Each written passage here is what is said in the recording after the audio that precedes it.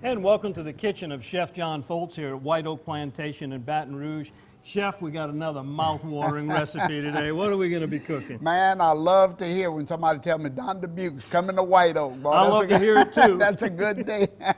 You know, you're an oyster lover, right? Oh, am I? From way back. You know, one of the things that I think is so intriguing about Louisiana is that we have such a wide scope of seafood, as you know better than anybody, that people are constantly looking to share their recipes of what they're doing with redfish or what they're doing with speckled trout or whatever, oysters included.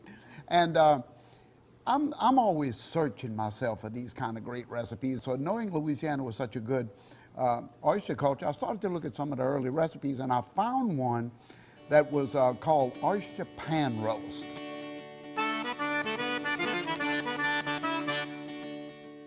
There was a great competition between an African-American chef at the Oyster House up in New York, Grand Central Station, which is a very famous oyster house. They have about 30 different varieties of oysters, and a chef at the old Roosevelt Hotel.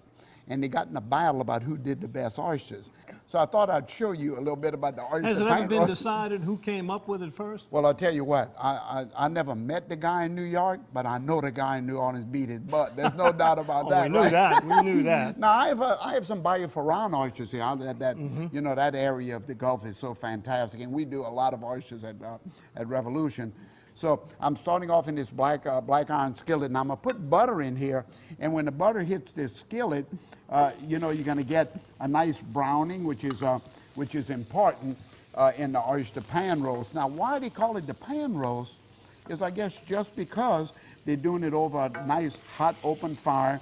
You're browning your butter first, and nothing is better flavored in a dish than burned or browned butter. You know that, right? So we're gonna have a little bit of this in here. And then, of course, we have the seasonings I'm going to put in. And the seasonings, of course, in Louisiana, we can put anything we want, but a little bay leaf, a little green onion. We want to stay competitive with the New York guy because we know we can do it better with the quality of the oysters. A little shallots, a little garlic, a little green onions, a little onions are going in there as well. Saute that around for just a second. And you see how that brown butter is starting to beurre noir, they call this, beurre noisette, some people call it, but you can see how beautiful that butter's browning. Now we're going to put in a little bit flour. You see that flour right in front? Just kind of dust about half of it in here. We're going to make a little light brown, a little light roux. We're not going to make that's plenty right there. And I'm going to just swirl that around a little bit. And you see how it's thickening up nicely? What's your favorite oyster recipe? I think we're working on it right now. I mean, you know, there's so many good ones, but I think the fire roasted oysters is the big deal right now. Well, let's not forget just the old oyster on a half shell with some lemon and hot sauce. Oh my God! No, oh no, absolutely. Ooh. Ice cold, ice cold. Mm-hmm. That's one of the things I really like about my restaurant in Jackson, my Seafood Revolution. We have about 8 or 9 different oysters on that menu every single night. So I don't want to brown it too much. I want you to put a little bit of that red paprika in here, about half of it, because the oyster pan roast is always a reddish color. So you want to put that paprika in there to give it that color. Some people think it's tomato, but it's not. It's just that fire roasted. A little bit of that oyster liquid. You see it right there?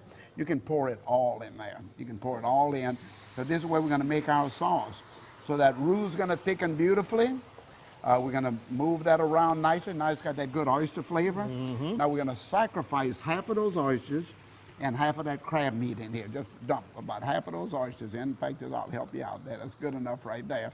And of course, these are just shucked last night. Now you said sacrifice. You're not getting rid of this. Oh, no. We're just going to cook these to sacrifice it to flavor. We always keep half of it for the finished dish. So you already know this is going to be good, huh? Oysters and lump crab. Ooh, how can you go wrong?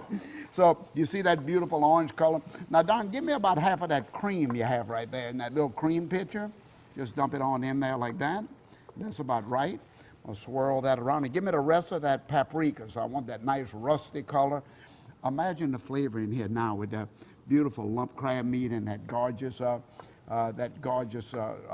oyster liquid. So we're just going to continue to cook this, and when we come back, we're going to show you how we finish it up, okay? Stay tuned. We'll be right back with Oyster Pan Roast with Chef John Folse. Here's how I guarantee my crawfish tastes great every time. I use Louisiana Fish Fry brand seafood boil. Why do the pros use Louisiana Fish Fry seafood boil? Because the flavor is so good.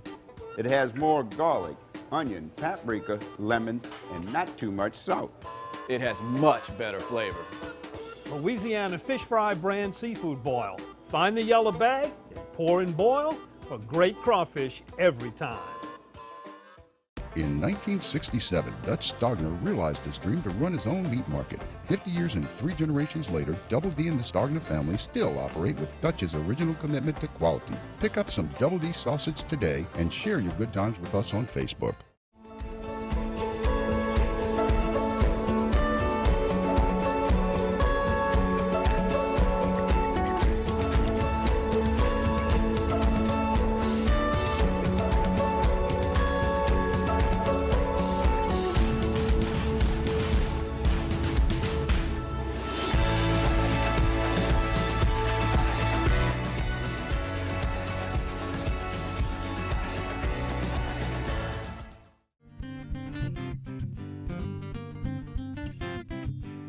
Welcome back to White Oak Plantation, a kitchen of John Folse. And John, we've got a pan oyster roast going on. Tell us a little bit about how we got to this point.